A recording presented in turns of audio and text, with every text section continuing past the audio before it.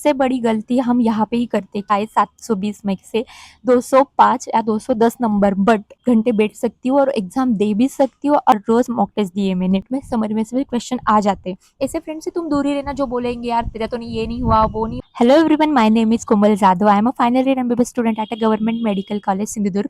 So usually मैं ऐसे video नहीं बनाती हूँ informative, but today I thought कि ये वीडियो मुझे बनाना चाहिए क्योंकि मैंने 2 अटेम्प्ट दिए। तो फर्स्ट अटेम्प्ट मैंने जो जो गलतियाँ की थी लास्ट मंथ में वो मैं सब आपको बताने वाली हूँ। एंड ये गलतियाँ आपको बिल्कुल भी नहीं करनी है। अभी ऑलमोस्ट 1 महीने से भी कम दिन रह चुके हैं नीट के लिए। सो आई थॉट ये वीडियो आपको बहुत इन्फॉर्मेटिव लगेगा। सो मैंने जो जो पॉइंट्स मुझे बताने हैं वो मैंने ऑलरेडी आईपैड में लिख के रखे हैं। And this are all points जो मुझे आप सभी को बताने हैं। तो जो पहला पॉइंट है ये कि नॉट गिविंग मॉक टेस्ट। सबसे बड़ी गलती हम यहाँ पे ही करते कि हम मॉक टेस्ट ही नहीं देते थे। मैंने यूजुअली क्या किया था पता है, मैं इतनी घबराती थी कि मॉक टेस्ट देने से। लिटरली मैंने 11th में कोई मॉक टेस्ट नहीं दिया। 12th में भी मैंने हाफ 12th ऐसे ही कर दिया, कोई मॉक टेस्ट नहीं दिया। फिर एक दिन मतलब मेरी जो आई है उसने कहा कि तू एग्जाम मतलब देगी ही नहीं तो तुझे पता कैसे चलेगा तू क्या गलतियां कर रही है। तो कितने मार्क्स आएंगे, कम से कम तुझे मिनिमम 100 आएंगे, 200 आएंगे, कितने तो marks. Even she doesn't know कि माइनस सिस्टम भी होता है।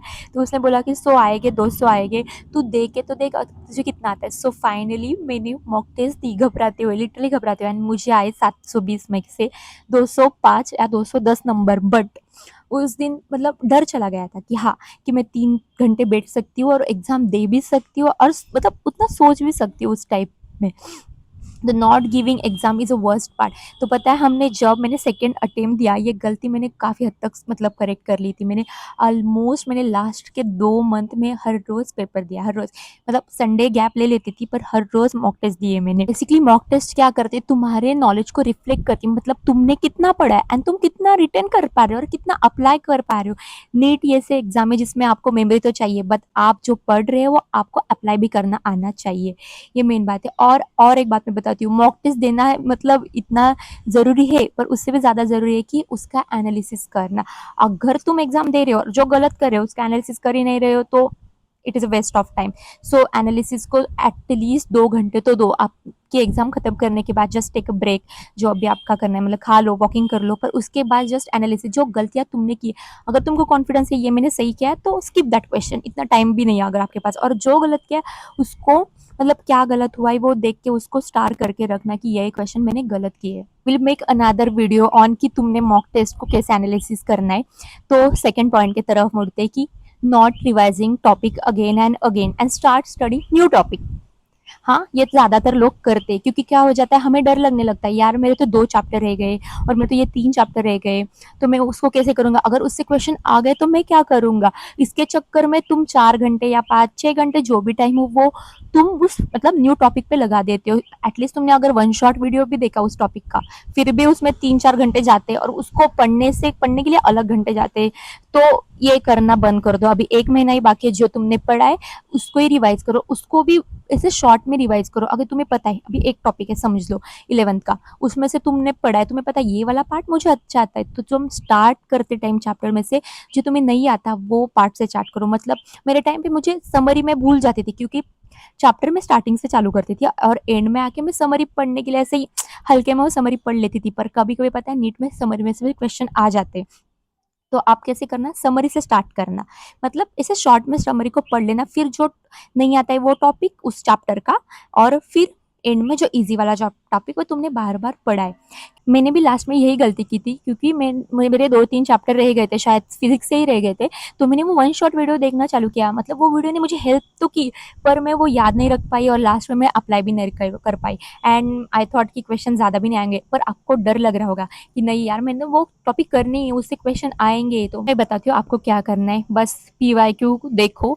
पीवाईक्यू में वो टॉपिक के कितने क्वेश्चन आए अब तक वो देखो और उसमें से भी क्वेश्चन कर लो और लिख लो कि हाँ ये क्वेश्चन आया है, इसको ऐसे मतलब इस तरह से सॉल्व करना है, इस तरह से उसको अप्लाइड करना है, वो एक देख लेना। और वैसे सारे पीवाईक्यू कर लेना कम से कम टाइम में और स्मार्टली स्टडी करना है। आपको वेटेज देखना है, हर एक चैप्टर को कितना वेटेज है, वेटेज के मतलब अनुसार आपको पढ़ाई करनी। अगर उस चैप्टर को दिया होगा 1 या 2 क्वेश्चन आ रहे हैं तो स्किप दैट चैप्टर, टेंशन मत लेना। Don't invest your 5 to 6 hour on that topic, skip कर देना, उससे मतलब आप दूसरा टॉपिक कवर करो जो आपने ऑलरेडी पढ़ चुका है और आपको आता है, वो उसको बार बार रिवाइज करना स्टार्ट करो। अभी थर्ड पॉइंट की तरफ जाते हैं, that is also most important. अभी ये जो टाइम है बहुत क्रुशियल टाइम है, तो तुम थोड़ा बहुत पैनिक करने लगते हैं, यार टाइम कम है तो ज़्यादा पढ़ाई करो, कम सो, बहुत ज़्यादा पढ़ाई करो। तो हम एक नॉन रियलिस्टिक टाइम टेबल बना लेते हैं जो खुद से कभी फॉलो ही नहीं होता। सुबह 4 बजे उठना, 5 बजे उठना, मतलब अभी जो मॉर्निंग पर्सन है वो उठ सकते हैं, पर नहीं होता तो भी हम उसको करने लगते हैं कि नहीं यार 4 बज के मतलब मैं उठूंगा, फिर पढ़ाई करूंगा, 7 बजे तक बायो कंप्लीट, 5 बजे उठने के बाद 8 बजे तक फिर बायो कंप्लीट। ऐसा बिल्कुल नहीं करना है। जो तुमने टाइम टेबल रखा है वही करना। एटलीस्ट 5 से 6 घंटे की नींद ले लेना, उसके बाद ही करना। अगर तुम 12 बजे सो रहे हो तो तुम ठीक है 5 बजे उठो, 5:30 बजे उठो, हो जाएगा। बट तुम 2 बजे सो रहे हो, 5 बजे उठ रहे हो, इट इज़ नॉट अगॉन वर्किंग। तो ऐसा नहीं करना है आपको।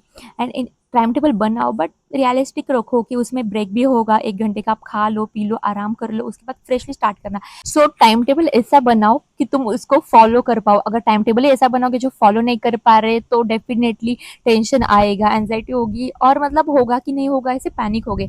सो मेक टाइम टेबल कि जो आपको खुद से फॉलो हो।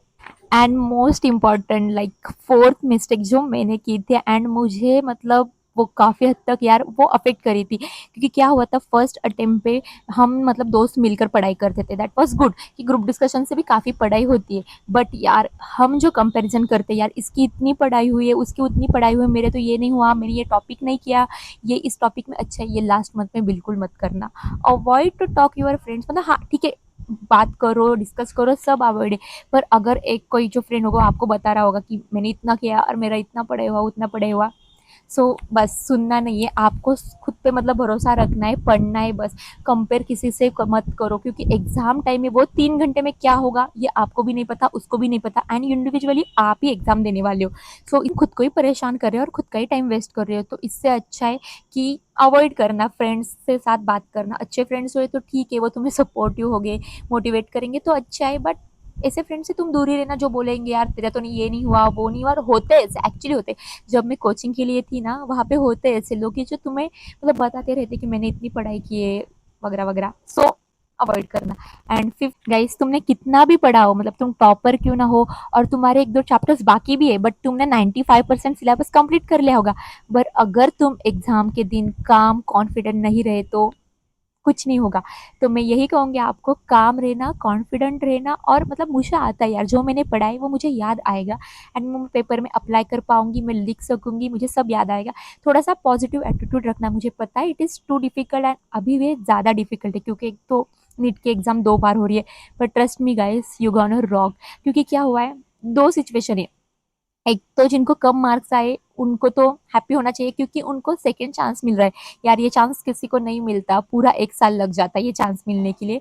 तो take it in positive way कि मुझे सेकंड चांस मिल रहा है, तो मैं पिछली वाली गलतियां जो है वो करेक्ट कर पाऊँ। मतलब इवन वो टाइम मैनेजमेंट हो, नहीं तो तुमने सिली मिस्टेक कर ली हो, नहीं तो तुमने वो चैप्टर पढ़ा नहीं हो, वो तुम सब कर पा रहे हो। एंड दूसरे साइड पर है जिन बच्चों को अच्छे मार्क्स आ रहे थे, यार तुमने तो पहले भी अच्छा ही किया है, फर्स्ट मतलब अभी जो नीट दी, एंड अभी जो रीनीट होने वाली है तुम उसमें भी अच्छा ही करने वाले हो, क्योंकि तुमको पता है तुम्हारी पूरी प्रिपरेशन हो गई है, तुमने पेपर भी अच्छा दिया, तुमने पढ़ाई भी अच्छी की, एंड तुम्हारे मार्क्स भी अच्छे आ रहे हैं। तो सेकेंड टाइम में डेफिनेटली तुम्हारे मार्क्स अच्छे आएंगे। बट अभी क्या करना है, बस कंसिस्टेंटली पढ़ना है, और दिन मतलब 20-25 दिन जो भी तुम्हारे बाकी है, एंड कॉन्फिडेंट एंड काम रहना है, ठीक है। तो अभी यही थी जो गलतियाँ मैंने की थी, एंड मैं आपको बताना चाहती हूँ। If you like my video then follow, subscribe and comment.